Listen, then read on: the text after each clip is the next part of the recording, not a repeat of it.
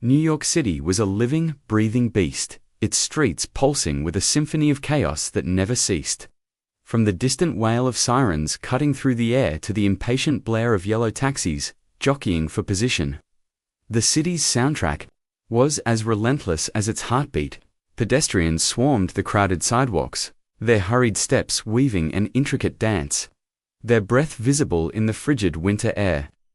The wind howled through the canyons of towering skyscrapers, carrying with it the mingled scents of steaming hot pretzels, roasted nuts, and the sharp tang of exhaust.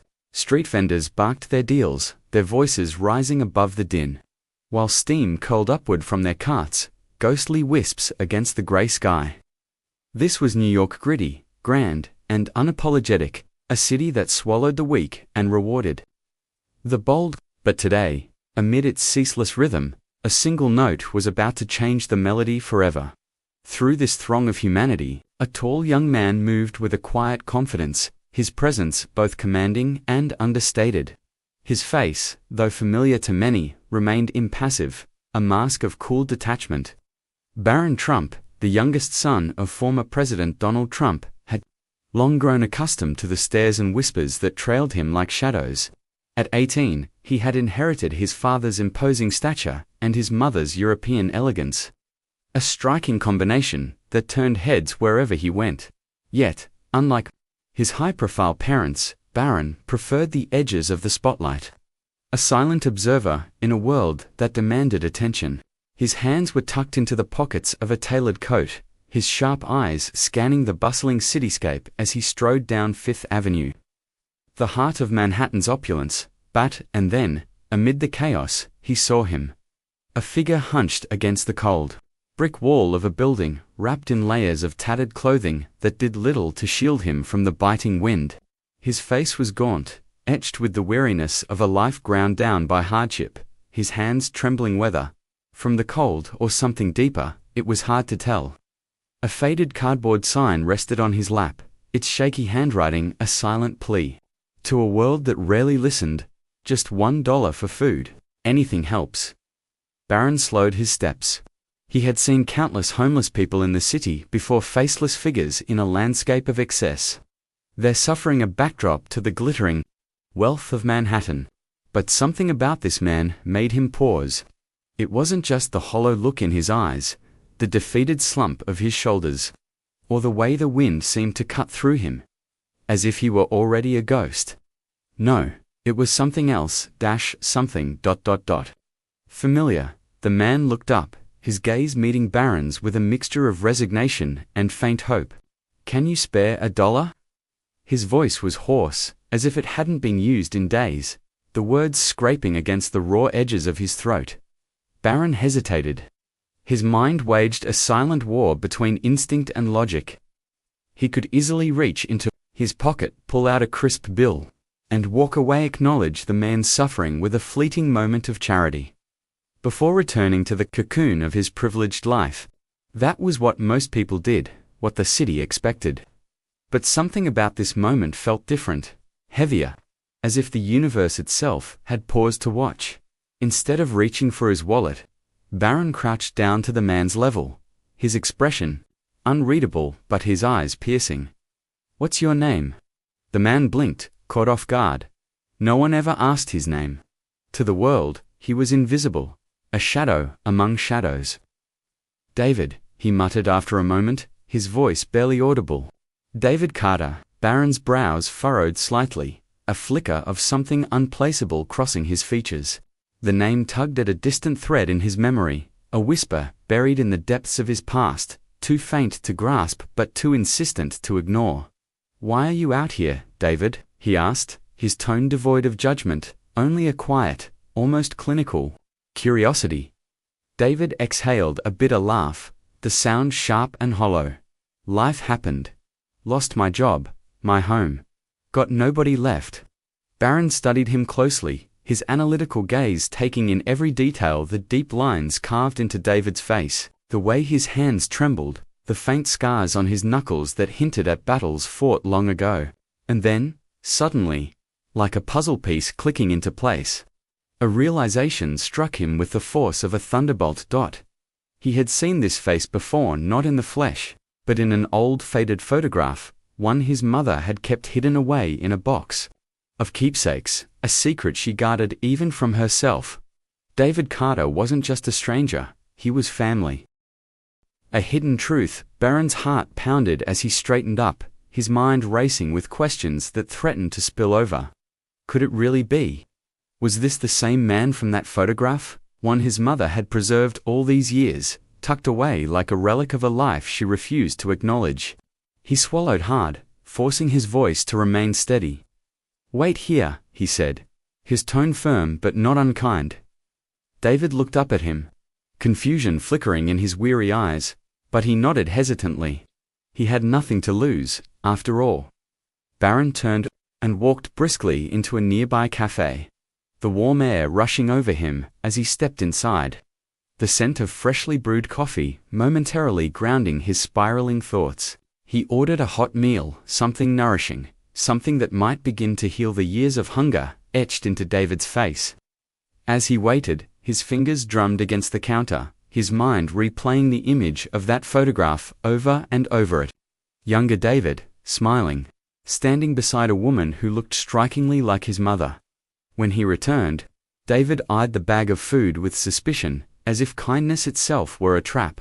But hunger won out, and he tore into the meal with a ferocity that spoke of years of deprivation.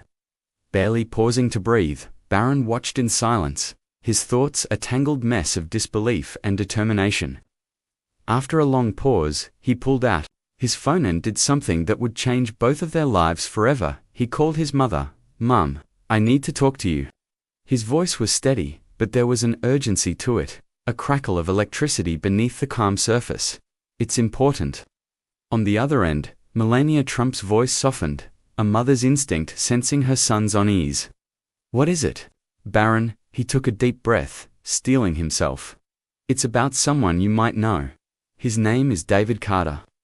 The silence that followed was deafening, a void that seemed to swallow the noise of the city around him. When Melania finally spoke, her voice was barely above a whisper, fragile and trembling. "Barron, where did you find him?" Her reaction confirmed what he already suspected. David Carter wasn't just any homeless man, he was someone from their past, and this was only the beginning. Barron Trump stood frozen, the phone pressed to his ear as the weight of his mother's silence settled over him like a shroud woven from secrets. The city's chaos faded into the background, the honks and shouts reduced to a distant hum, as if the world had slowed to match the gravity of this moment. "Mum," he repeated, his voice more urgent this time, a sharp edge cutting through the stillness. "Do you know him?" On the other end of the line, Melania Trump exhaled shakily, a sound Barron had never heard from her before. His mother, always composed, always in control, seemed to falter, as if the name alone had stolen the breath from her lungs. "Barron," she finally said, her voice barely above a whisper, "where exactly are you right now?" Barron glanced at David, who was now finishing the last of his meal with slow, deliberate bites, as if savoring a luxury he feared would vanish. His once wary expression had softened slightly, as though, for the first time in years, he wasn't bracing himself for the worst. "I'm on Fifth Avenue, near the old bookstore Dad used to take me to," Barron said, his voice steady despite the storm brewing within him. "David's here with me. He said he lost everything." Another pause, longer this time, heavy with unspoken truths. Then, finally, "Stay there, I'm coming." "A family's buried secrets," Barron ended the call, his heart pounding against his ribs like a war drum, each beat echoing the questions that swirled in his mind. He sat down on the cold concrete beside David, ignoring the questioning glances of passing pedestrians, their hurried steps and curious stares irrelevant in the face of what was unfolding. "Help is coming," Barron said quietly, his voice a lifeline in the void. "My mother is on her way." David stiffened, his gaze darting away, as if contemplating whether to run. Barron noticed the subtle shift, the instinct to flee, and gently placed a hand on his shoulder, a gesture both grounding and reassuring. "You don't have to be afraid." A broken laugh escaped David's lips, sharp and bitter. "Kid, fear is the only thing I've known for years." Barron didn't press him further. Instead, they sat in silence, watching the city's life continue around them, taxis weaving through traffic, vendors shouting, pedestrians rushing toward destinations unknown. But for Barron, the world felt like it had slowed, as if everything now hinged on whatever revelation his mother would bring. 15 minutes later, a sleek black SUV pulled up to the curb. Its polished exterior, a stark contrast to the grime of the street. The back door swung open, and Barron Trump stepped out, her elegance undiminished by the urgency of the moment. She was still as poised as ever, her coat immaculate, her posture regal. But Barron immediately noticed the way her fingers trembled slightly as she clutched the car door for support. A crack in her otherwise flawless facade. Her eyes landed on David, and in that instant, every ounce of restraint she had vanished, replaced by a raw, unguarded emotion that Barron had never seen in her before. "David," she breathed, her voice cracking, a sound so fragile it seemed to shatter the air. Between them, David slowly stood, his expression unreadable, a mask forged by years of survival. Barron looked between them, confusion deepening with every passing second, a storm of questions raging within him. "Mum, what's going on?" Melania turned to her son, her normally composed features etched with something raw and painful, a vulnerability she rarely allowed the world to see. "David Carter, he's my brother." Barron's breath hitched, the words landing like a punch to the gut. "Your brother." David let out a hollow chuckle, the sound dripping with irony. "Half-brother, technically." Barron felt like the ground beneath him had shifted, the world tilting on its axis. He had an uncle he never knew existed. And not just any uncle, man who had spent years on the streets. Invisible to the world, a ghost in the shadow of their family's wealth and power. "I thought you were dead," Melania whispered, stepping closer, her voice trembling with a mixture of grief and guilt. "I searched for you, David." David shook his head, his eyes hard, his voice laced with bitterness. "No, Mel, you searched until it became inconvenient. I know how this family works." Barron flinched at the venom in his uncle's words, but Melania didn't recoil. Instead, she stepped forward and did something that shocked even David. A gesture so unexpected it seemed to defy the years of distance between them. She hugged him for a long moment. He remained stiff in her embrace, his body rigid, as though it had forgotten what kindness felt like, as though human touch were a language he no longer spoke. Then, slowly, almost imperceptibly, he melted into it, his shoulders sagging, his defenses crumbling under the weight of a sister's love. Back in the SUV, Melania explained everything to Barron as David sat silently, staring out the window, his reflection a ghostly outline against the glass. "When I was young, before I met your father, my mother had another child," she began, her voice laced with sorrow, each word heavy with the weight of memory. "David's father wasn't a good man. He left, and my mother struggled. When I was old enough, I left Slovenia to build a life for myself. I sent money home, but things fell apart. When I finally came back, David was gone." Barron clenched, his fists, a storm of emotions swirling within him, anger, confusion, sadness. "You never told me?" "I was ashamed," Melania admitted, her voice breaking, her eyes glistening with unshed tears. "I had power, wealth, resources, but I failed him." David scoffed, but didn't look away from the window, his voice low and cutting. "And now, you think a fancy car and a pity party will fix everything?" "No," she said softly, her gaze steady despite the pain in her eyes. "But I want to try." Barron watched as his mother and uncle exchanged glances, their eyes meeting across the chasm of years and resentment.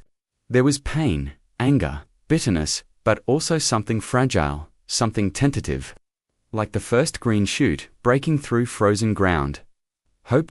Days later, David moved into one of the Trump properties under a rehabilitation program, a step toward rebuilding a life that had been shattered. It wasn't easy. Years of hardship had left scars, both visible and hidden, wounds that time alone couldn't heal. But Barron visited often, sitting with his uncle, listening to his stories of survival, offering quiet support that spoke louder than words. Weeks turned to months, and David slowly found his footing. He enrolled in therapy, reconnected with old passions: painting, music, the things that had once brought light to his life, and, most importantly, he began to believe he was worthy of a second chance. One evening, as Barron and David sat on the terrace overlooking the city, the skyline glittering like a constellation of stars against the night, David reached into his pocket and pulled out a $1 bill, worn but intact. He placed it in Barron's hand, his fingers steady for the first time in years. "I owe you this." Barron frowned, turning the bill over in his fingers, its edges soft from wear. "What for?" David smiled, the first genuine smile Barron had ever seen from him. A smile that reached his eyes and softened the lines of his face. "For giving me back something I thought I lost forever." Barron turned the dollar over again, his brow furrowing. "And what's that?" David's gaze softened, his voice quiet but firm, carrying the weight of a truth hard won. David's gaze softened, his voice quiet but firm, carrying the weight of a truth hard won. "A family."